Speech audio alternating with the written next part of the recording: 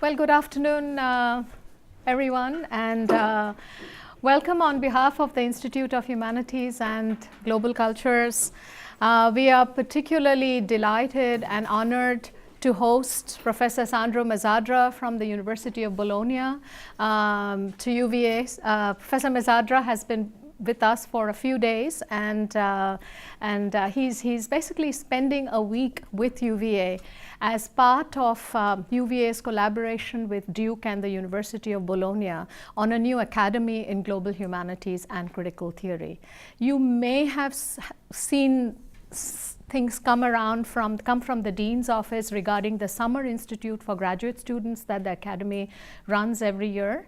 And so Sandro is one of our key faculty from Bologna on that Summer Institute, but he's much, much more. So Sandro Mezzadra teaches political theory at the University of Bologna.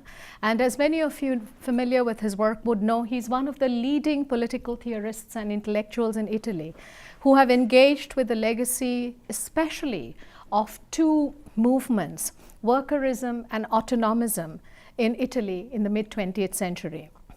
Autonomism, or autonomist Marxism briefly, emphasizes the ability of the working class to force changes to the organization of the capitalist system, independent of the state, trade unions, or political parties. And again, many of you are familiar with the term workerism or not. In Italian, operative.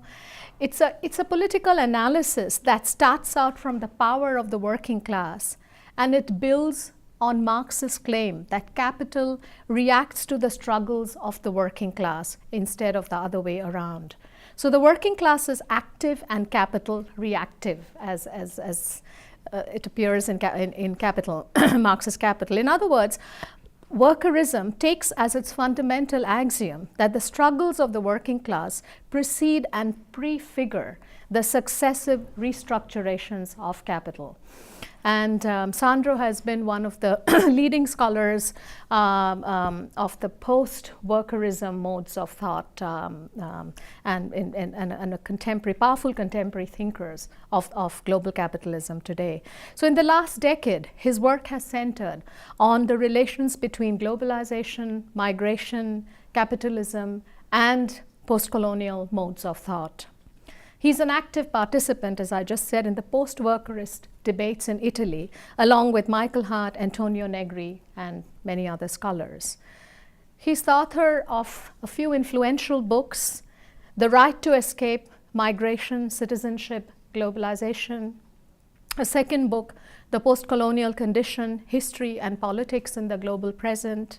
And in the Marxian workshops, The Subject and Its Production.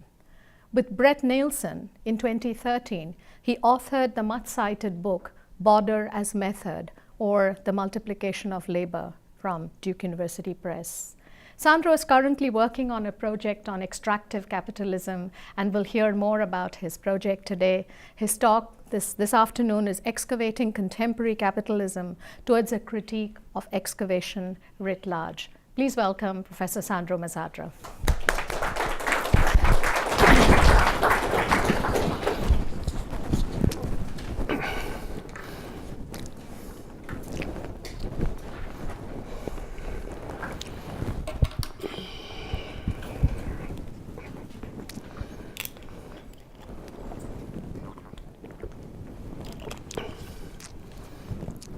Well, thank you for these warm words, Debjani, and thank you all for being here today. And I would like to start my talk by warmly thanking once again Debjani Ganguly for the invitation to Virginia, and also Anne Gilliam, Program Administrator at the Institute of the Humanities and Global Cultures, for the smooth organization of my travel and accommodation, which is something that matters. This visit in the framework, as Debjani just said, of the activities of the Academy of Global Humanities and Critical Theory, jointly launched by Duke University, the University of Bologna, and the University of Virginia, gives me the opportunity to share and discuss with you some of the research hypotheses that are at the center of a book I'm currently writing with my Australian friend and colleague Brett Nilsson. The title of the book is The Politics of Operations, Excavating Contemporary Capitalism. And I use the subtitle as a title for this talk. So the use of the verb excavate in the subtitle of the book directly points to the relevance of extraction in our interpretation of the workings of contemporary capitalism. While there is definitely a need to say a couple of words on the notion of operations. But before doing that, let me say something about the stakes of the book and the way in which it connects to our previous work, Borderless Method. In that book, in Borderless Method, we started a kind of critical investigation of what we called actually existing global processes.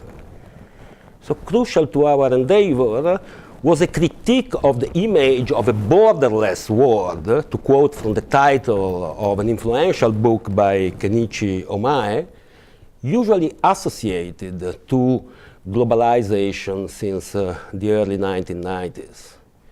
Following the thread of movements and struggles of migration, we attempted to demonstrate that processes of multiplication and heterogenization, deep transformation of borders, are part and parcel of globalization.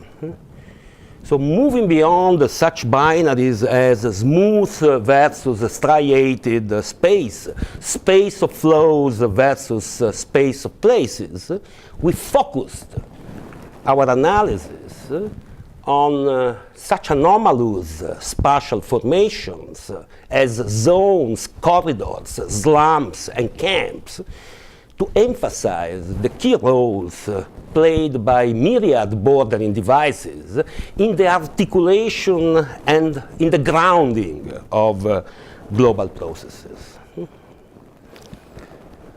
So although in our new project we shift focus to directly analyze capital and capitalism in their current formations, what remains crucial for us is precisely this concern with the global, with its status and meanings. I think this is an important and timely question for us right now, at a moment in history in which, once more, as it happened after the start of the war on terror and Bush Jr. administration's unilateralism, discourses about the end of globalization, the coming back of the state or even protectionism proliferate in the age of Trump, but also say of Modi in India, of Erdogan in Turkey, not to mention Putin in Russia. I think that an emphasis on actually existing global processes helps us shifting the ground of this discussion. What Brett and I try to do in the politics of operations is to shed light on, let's say, a rationality, a logic underlying operations of capital in strategically important sectors that eschews containment and articulation by the nation state, and has rather global characteristics. And by the way, for the ones among you who attended his lecture, our perspective is not far from the one presented by Vijay Prashad on Thursday night here at Virginia, with his emphasis on what he calls the global architecture of production. So we further look at the multifarious ways in which those operations of capital hit the ground, disrupting and reorganizing established economic, social, political, and spatial formations. The state, which is one of the topics of our book, is always enmeshed in the fabric of those operations. It definitely plays important roles that deserve critical and differentiated investigation. At the end of the day, it is, however, always compelled to negotiate the rationality and logics underlying those operations, which, by the way, have a specific relationship with what we use to call neoliberalism. So from this angle, what is at stake in contemporary development is not that much the end of globalization, but rather a set of conflicts and tensions surrounding its direction and the organization of its spaces. Various degrees of combination between nationalism and neoliberalism set the stage for these conflicts and tensions, foreshadowing an authoritarian twist of globalization, but definitely not, I want to repeat it, its end.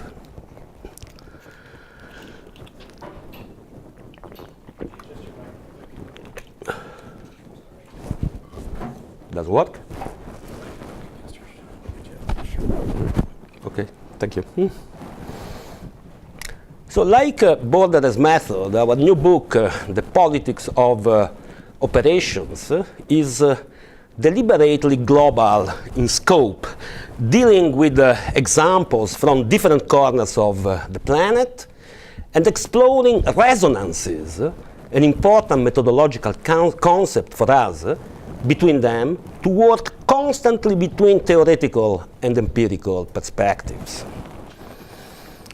Coming to discuss the question of extraction that will be at the center of my talk today, there is a need to stress that over the last decade, the intensification of extractive activities and the expansion of what we call the extractive frontier have been met by a multiplication of struggles and resistances across the world, say from northern Greece to West Africa, from India to Indonesia, just to mention a couple of important instances. An important chapter in the history of social struggles of the last decades has been written along the extractive frontier, intertwining environmental questions with the battle for the commons, as well as building impressive translocal and transnational coalitions. Indigenous communities, as you know, have often been at the forefront of these struggles. For instance, in the 2016 protests against the construction of the Dakota Access Pipeline at the Standing Rock Sioux Reservation. Our investigation of extraction is predicated upon this rich archive of struggles, which have tested the question of property and the very meaning of development. Particularly important for us in this regard are the Latin American experiences of the last 15 years, where the notion of neo-extractivism has provided one of the most widespread critical lenses with which to view wider transformations of capitalism even under the quote-unquote progressive governments that have ruled several countries in the region since the early 2000s. Speaking of neo-extractivism implies, on the one hand, a reference to the continuity of a long colonial and post-colonial history of Latin America's insertion within the capitalist world system through violent forms of raw material extraction and related processes of dispossession, as well as to the dictatorships of the 1970s. On the other hand, the prefix neo in neo-extractivism signals a shift toward Asia, and particularly China, as the main market for Latin American commodities. At the same time, it also refers to the fact that what is called the reprimarization of the economy in a context marked by a worldwide commodity boom in the first decade of the century was connected to the state's ability to use and direct a certain part of the extraordinary rent from natural resources to finance social policies and to fight against poverty. So the Latin American discussion of neo-extractivism, prompted by scholars like Maristela Svampa or Eduardo Gudinas, just to mention two names, remains an important source for any critical discussion of extraction today. And there is a need to emphasize that beyond minerals, gas, or oil, that discussion, the discussion on neo-extractivism in Latin America, also takes into consideration the new extractive frontiers of extensive agriculture. For instance, the cultivation of soy that has dramatically transformed the vast stretches of natural and social landscapes in the Latin America countryside. The notion of neo-extractivism posits crucial questions regarding post-colonial mutations of colonial logics. And the extractive dimension of colonialism has been, for instance, once again recently emphasized by Achille Mbembe, who, looking at Africa, considers even the Middle Passage as an extractive endeavor. Moreover, it demonstrates the limits that are placed upon the action of states, even under progressive governments, by their enmeshment within extractive operations of capital and the resulting dependence on the volatile and deeply financialized dynamics of the world market.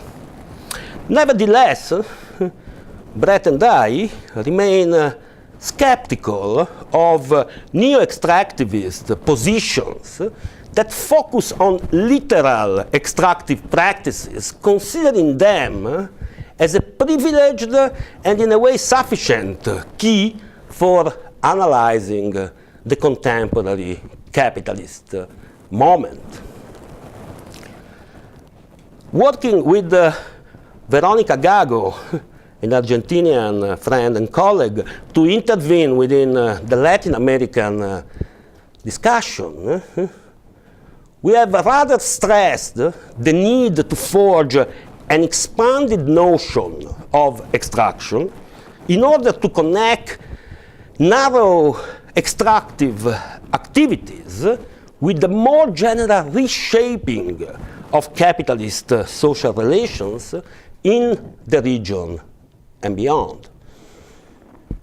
Against the background of Veronica's amazing investigation of so-called popular economies, we have particularly focused on finance's penetration within the huge peripheries of Latin American metropolises. And this has allowed us to flesh out the specifically extractive nature of financial operations, which in this case target and exploit a wide and heterogeneous array of forms of subaltern social cooperation.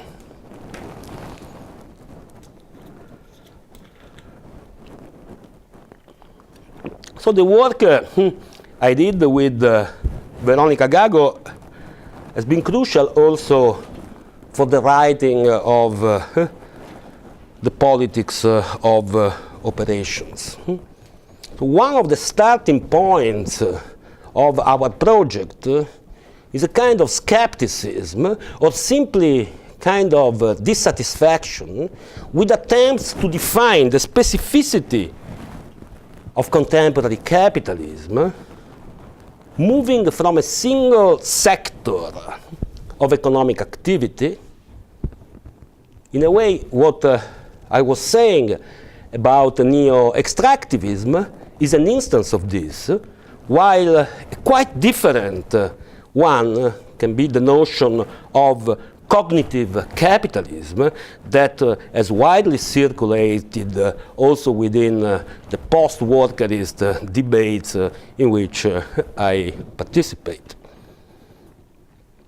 This skepticism is the reason why Brett and I have started to work some years back on the distinct, although interrelated, domains of extraction, logistics, and finance. We definitely look at, let's say, the internal sectoral development of these crucial domains of contemporary capitalist operations.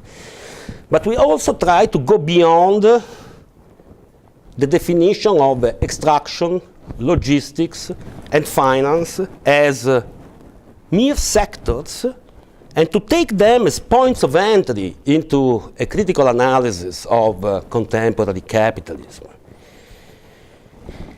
This means, on the one hand, that we are particularly interested in their concrete intertwining, which becomes, for instance, apparent moving from literal extraction and investigating both the infrastructural and logistical projects that enable its expansion and the financialization of commodities prices that drive investments. On the other hand, and this is perhaps even more important, we are convinced that investigating these three domains of extraction, logistics, and finance, interreferencing and producing resonances, once again, between them, it becomes possible to discern the contours of a systemic and operative logic that more generally shapes contemporary capitalism writ large.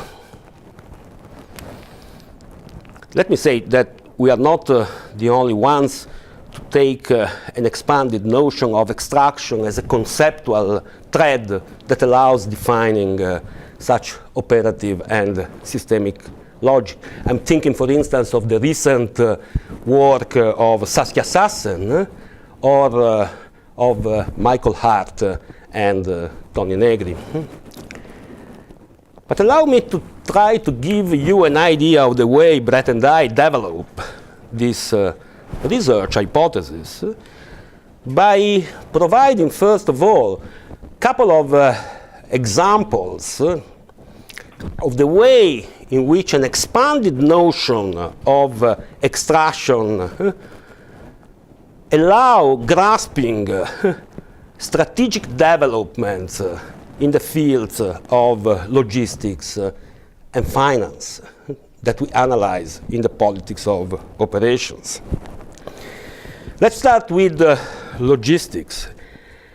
And let's reflect upon one of the main developments enabled by the new mobility paradigm brought about by the so-called revolution in logistics that took place in the 1960s, which means the global stretching and reshaping of supply chains.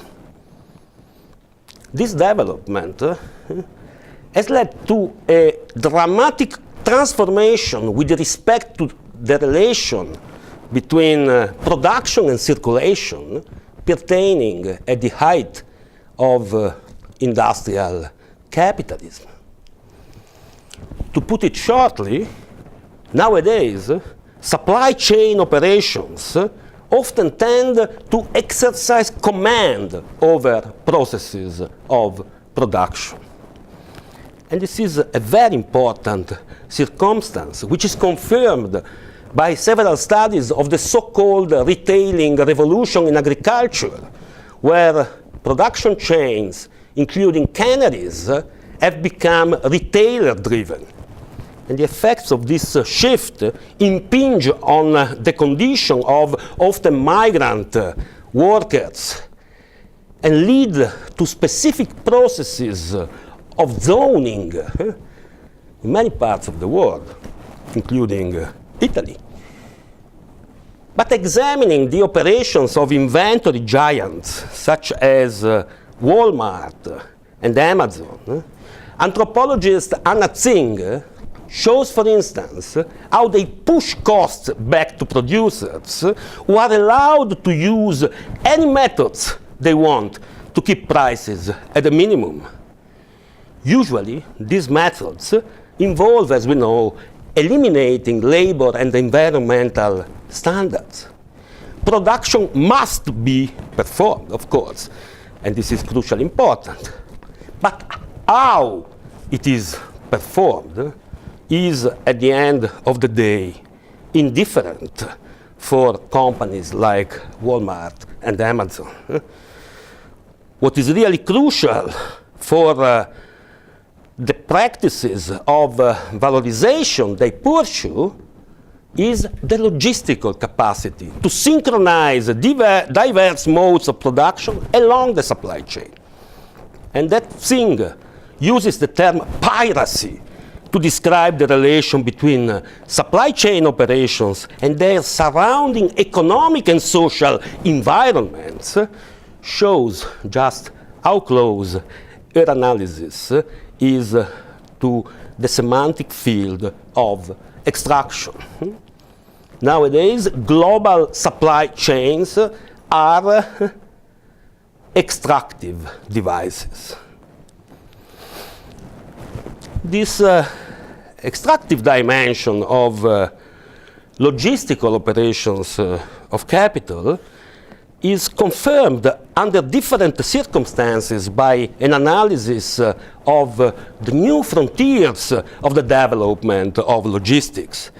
Particularly relevant in this regard is the so-called platform capitalism, which is predicated upon remote sensing technologies and upon what is symptomatically for us called data mining. As Trebor Scholz, one of the leading analysts of platform capitalism, maintains, such platforms as Uber, Deliveroo, Airbnb, or Foodora, just to mention a couple of well-known instances, can be defined as extractive platforms insofar as they rely upon a wider environment of social cooperation from which they extract labor and value without establishing formal labor relations with the workers. It would be, of course, interesting to further dwell on these developments that I just limited myself to sketch. But let me now come to say something more about finance, which is, of course, critically important for any analysis of contemporary capitalism. While there is, of course, a need to critically take into account the roles played by sophisticated innovations like derivatives or high-frequency trade in the investigation of global financial markets, I think that there is one point in Marx's analysis of a completely different financial capital, what he called interest-bearing capital, that continues to be challenging and retains its analytical productivity today. In Capital, Volume 3, Marx stresses the accumulation of what he calls claims or titles to future production, end of quote, as a distinctive feature of the specificity of the financial moment in the series of transformations affected by capital. There are several comments to be made upon this definition. First of all, the emphasis on the link between finance and the wealth to be produced in future challenges any interpretation of finance as self-referential, of financial capital as merely fictitious and opposed to so-called productive capital.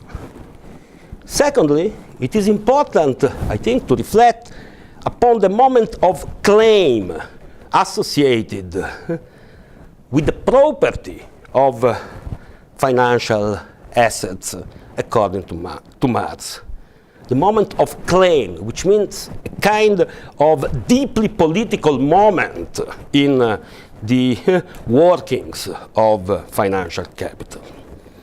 This moment does not merely foreshadows a relation with future production, but also with subjects involved in it in a subordinated position for subject whose life is shaped by the compulsion to work.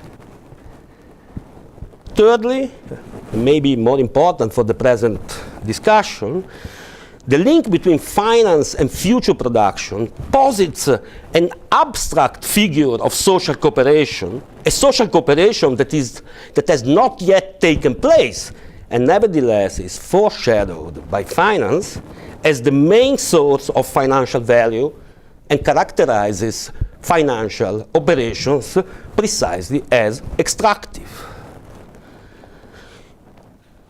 So let me try to sum up from, say, a conceptual angle some key features of the expanded notion of extraction that I have been elaborating or merely sketching thus far. As in literal extraction, what is at stake here is capital's relation with an outside, be it defined in terms of a productive or urban environment, or in terms of forms of social cooperation that enable future production. This is a particularly important point which, from a Marxist point of view, compels, for instance, to reconsider and problematize the distinction between formal and real subsumption of labor under capital, a distinction that has played a quite important role in the development of workerism of Italian, and not only Italian, autonomist Marxism.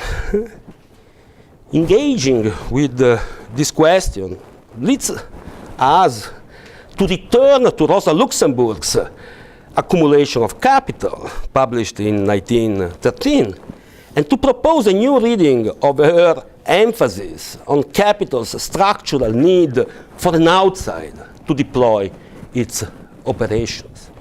And we also join a debate on the relation of capital with its multiple outsides that has been particularly lively in recent years, involving, for instance, Marxist thinkers like David Harvey, post-colonial critics of political economy like Kalyan Sanyal, and feminists like Nancy Fraser and J.K. Gibson Graham.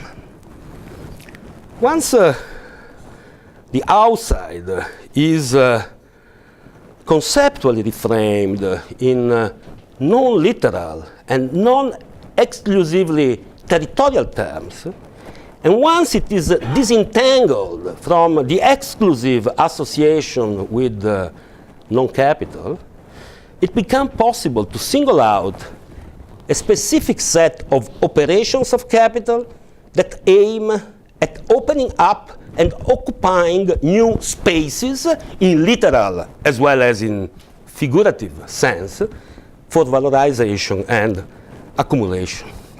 And an extractive moment is crucial to all these operations, to which specific antagonisms, tensions, and conflicts correspond. It is to grasp these conflicts that Nancy Fraser has proposed their challenging notion of boundary struggles. Harking back to the concept of border struggles that Brett and I forged in Borderless Method, we contend that the production of subjectivity is always at stake in such clashes and conflicts.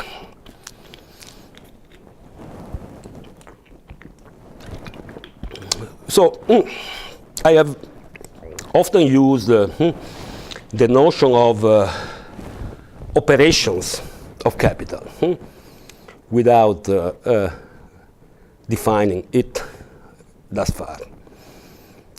It is time to say something about the way in which we employ the concept of operations with regard to capital. This concept, the concept of operation, has a dense philosophical genealogy, which can be traced from its etymological association with the Latin word opus to the opposition between labor and work, which means opus precisely, developed, as you know, by Hannah Arendt in The Human Condition.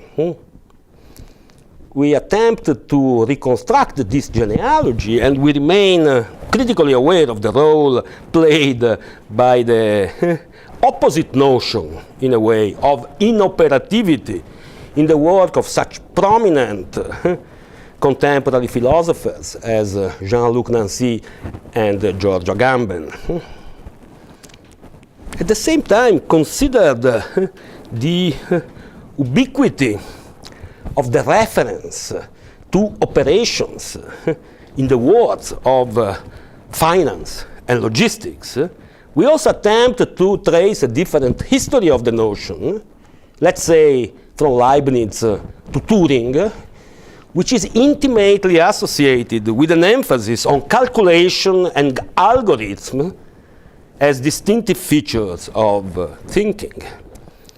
The development of artificial intelligence, cybernetics, and informatics in the 20th century is part and parcel of this history, as well as the epistemological debates surrounding operationalism and the development of the military and logistical paradigm of operation research and its drift into economic thought, particularly in the US following World War II. As you see, the notion of operation has multiple meanings and a complex genealogy. I have not the time to expand on these meanings and genealogy. Suffice it to say that our use of the notion of operation with respect to capital is strictly associated with an attempt to rethink an important Marxian notion, which means the notion of Gesamtkapital, usually translated into English with total capital, while we prefer to use the phrase aggregate capital in order to stress the impossibility of its closure within a totality. This notion, the notion of Gesamtkapital, aggregate capital, points on the one hand to the crystallization of a specific logic of movement of capital at the societal and global level, and on the other hand, to the relations between what Marx terms different fractions of capital. Commercial capital, industrial capital, different branches of industrial and commercial capitals can all be defined as fractions in this sense. In a way, one can say that it is a deeply political concept forged by Marx in his critique of political economy, since it posits complex problems regarding the representation of the unity of capital. It is not by accident that this notion has played important roles in Marxist discussions of the state, at least since Friedrich Engels' definition of the state in the Anti-Düring as the ideal collective capitalist. The notion of operations of capital provides us with a tool that allows singling out a set of capitalist operations and actors that shape and command precisely through their operative logic what I called the general logic of movement of capital at a given moment in time, without reducing the whole capitalism to that logic. What becomes relevant is precisely the articulation of those operations with other operations of capital whose logic can be significantly different. Allow me to give an example of this, which refers back to what I was saying before regarding finance. The recent critical move to place debt at the center of the analysis of the workings of capitalism, instantiated by the works of David Graeber and Maurizio Lazzarato, definitely registers the widening and further entrenchment of the logic of private as well as public debt in an age characterized by what Randy Martin effectively called 15 years ago the financialization of daily life. Nevertheless, this critical move often leads, according to us, to disentangle debt, and therefore finance, from the dense and heterogeneous fabric of social and economic relations within which they are enmeshed. In particular, the emphasis on debt tends to obscure the persistent relevance and at the same time the new qualities of exploitation. Once we consider debt as a form of financialization of what I called before the compulsion to work, things begin to change. Debt, again private as well as public, definitely appears as the specific relation of subordination connected to the operations of financial capital. In order to repay the debt, however, indebted people are compelled to enter multifarious relations with other figures of capital, industrial or illegal, commercial or otherwise, whose modes of operation and exploitation are significantly different from those of finance. So to investigate the articulation of these heterogeneous operations within contemporary Gesamtkapital, aggregate capital, is for us a crucial task. And we are convinced that such articulation, which means the representation of the unity of contemporary capital today, is presided and commanded by what we call extractive operations writ large, This leads us to contend that contemporary capitalism moved beyond industrial capitalism, notwithstanding the undeniable, unprecedented booming of industrial activities in many parts of the world. So the question of the articulation of heterogeneous, diverse operations of capital has important implications for the rethinking of the concept of exploitation, which is another important stake of our work, and also for the investigation of the composition of contemporary living labor.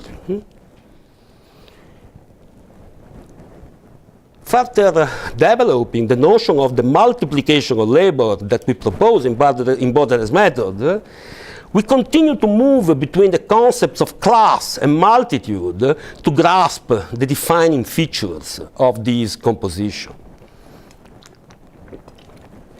And we continue to emphasize the deep heterogeneity of the composition of living labor today, providing examples of this taken again from different parts of the world. But what we add in the politics of operations is that extractive operations of capital target common resources and powers.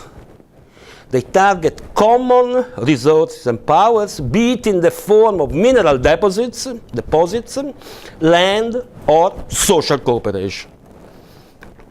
We are convinced in particular that social cooperation, as I was saying regarding finance, emerges as one of the main productive forces spurring contemporary processes of capital's valorization and accumulation.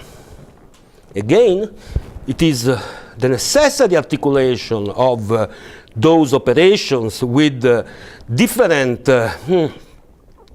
operations of capital that accounts for the heterogeneity of living labor and for the structural gap that exists between the experience, the situated, located experience of living labor and social cooperation. And we take this gap as a key characteristic of the contemporary composition of living labor.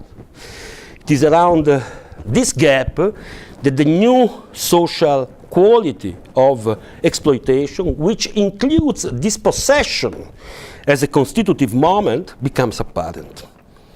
Filling this gap, filling the gap between living labor and social cooperation, establishing the conditions for the appropriation of its social and cooperative nature by living labor is, broadly speaking, the main political task that emerges from our work. We are definitely aware of the complexity of this task, but we are also convinced that it looms behind some of the most important social struggles of the last years, which we try to map precisely from this angle in a chapter of our new book. More generally, and I'm going toward the end of my talk, the question of a politics capable of effectively confronting contemporary capitalism, of producing spaces of freedom and equality, of prompting processes of collective liberation of exploited and oppressed subjects, of opening up new vistas of life beyond the rule of capital, is at the center of our work. In our search for such a politics, we take stock of the dramatic transformations that have altered the ground upon which theories and practices of reformism and revolution have been historically played out. We remain worried of critical analysis of neoliberalism that insists upon kind of colonization of all human domains, including politics, by economic standards and values. And this is because our investigation of operations of capital is placed in a line of continuity with key passages of Marx's critique of political economy, where the analysis of the social relation of capital is carried out with an emphasis on the political, the directly political nature and effects of its establishment and development. While we try to trace the multiple ways in which this political dimension of capital has haunted modern history since its inception, working on such, again, quote and unquote, anomalous instances of political domination as the concession or the chartered company,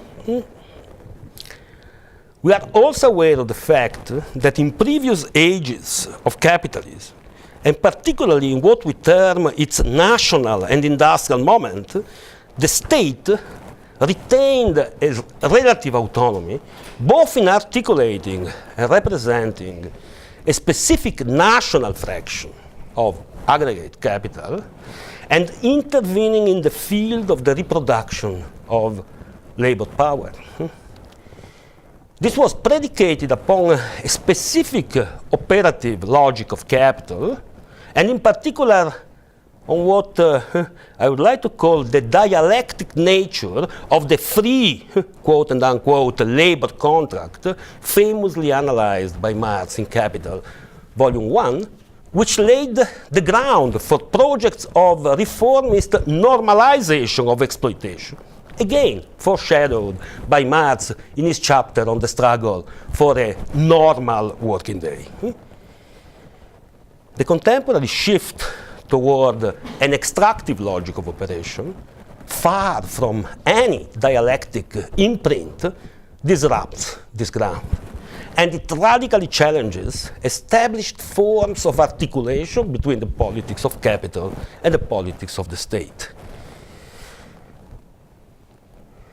So, to conclude, we do not want to deny that the state can still play relevant roles in fostering processes of emancipation and even liberation. What a careful and realistic analysis of the contemporary forms of the state reveals is definitely its persistent importance in the articulation of global capitalism. At the same time, the extractive operations of capital that I have been sketching thus far place, on the one hand, strategic limits on its capacity to tame or even to break capital's rule, while on the other hand, they even challenge the unity of the state. This is a point we try to illustrate through an analysis of the most important experiences of the left with government over the last years, from Greece for a couple of months in 2015 to the Latin American cycle of progressive governments since the early 2000s, I already mentioned before. To put it shortly, our conclusion is that the state is not powerful enough to confront contemporary capitalism. In order to reopen a politically effective perspective of radical transformation, something else, a different source of power, is absolutely necessary. It is working along these lines that the politics of operation will end with an attempt to outline a sketch of a new theory of dual power, in dialogue, again, with several contemporary thinkers, from Fred Jameson to Bruno Bostirs, from Alberto Toscano to Michael Hart and Tony Negri. Such a theory acknowledges the potential role of established political institutions, but refuses to center the process of social transformation upon the state. It rather points to the strategic relevance of a second power, of a system of social counterpowers capable to combine a persistent articulation of struggles with the forging and establishment of what Raquel Gutierrez and Veronica Gago call the operative principles of the common. So while we celebrate the centenary of the Russian Revolution, this may be understood as a way to reframe, according to the needs of the present, the form and action of the Soviet. And precisely keeping in mind the developments of the Russian Revolution, one should never forget that, as the Aymara saying goes, a condor needs two wings to fly. Thank you very much.